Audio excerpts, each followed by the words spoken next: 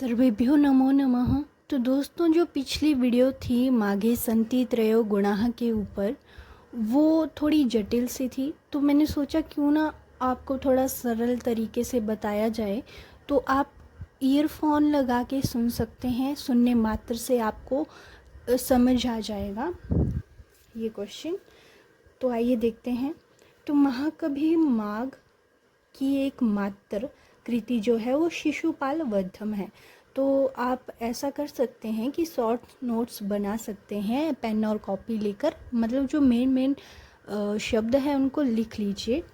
तो इनकी एक मात्र कृति कौन है? शिशुपाल वध।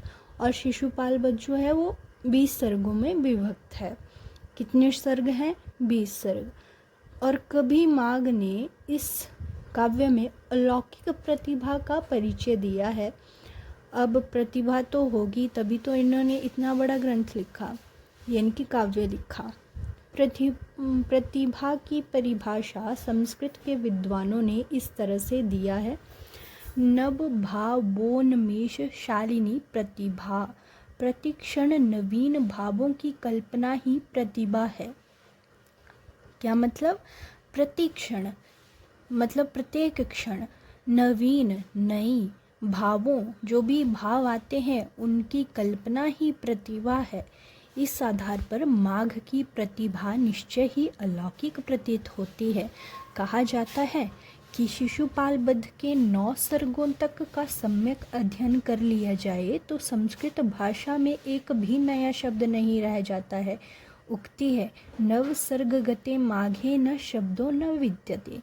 तात्पर्य यही है कि कवि माघ ने शब्दों के कथन में अपनी नवोन्मेष शालिनी प्रतिभा का परिचय दिया है। काव्य में शब्द विन्यास अत्यंत सुंदर है। कहा जाता है कि माघ का शब्द विन्यास इतना गंभीर है कि उसे समझने में संपूर्ण जीवन ही व्यतीत हो जाता है। मेघे माघे गतम वयः। महाकवि भारवी संस्कृत जगत में अर्थ गौरव के लिए प्रसिद्ध हैं, किंतु यह अर्थ गांधीर्य तभी तक है जब तक माघ का उदय नहीं हो जाता है।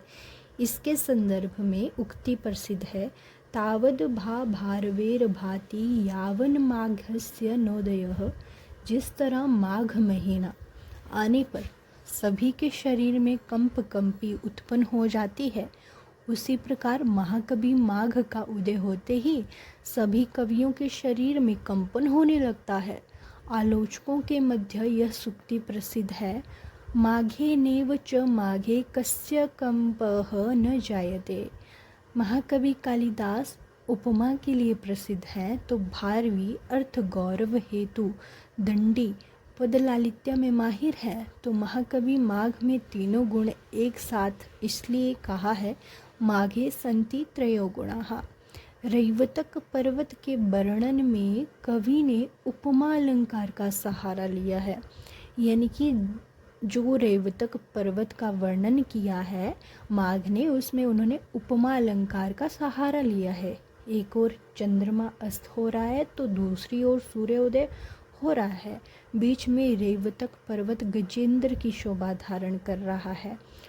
इसका श्लोक है, उद्यति विदतोर ऊर्ध्व रश्मि रजा वहिम रुचौ हिमधामनि याति चातलाम बहति गिरिरयं विलंबी घंटाद्वय परिवारित वारणेन्द्रलीलाम।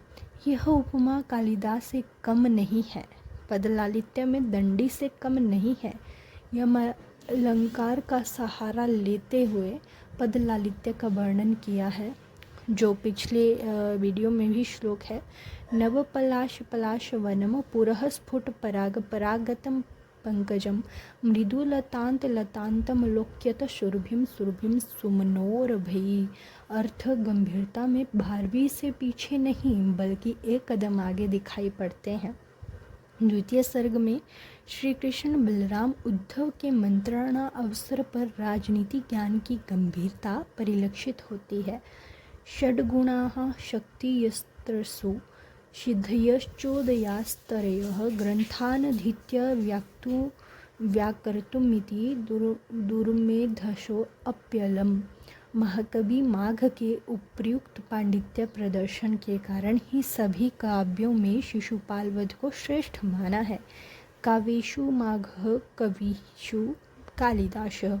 काव्य में माघ को श्रेष्ठ माना है तथा कवियों में कालिदास को श्रेष्ठ माना है। इसी तरह से माघे सन्ति त्रयो गुणाः प्रश्न जो है इसका उत्तर समाप्त होता है। धन्यवाद।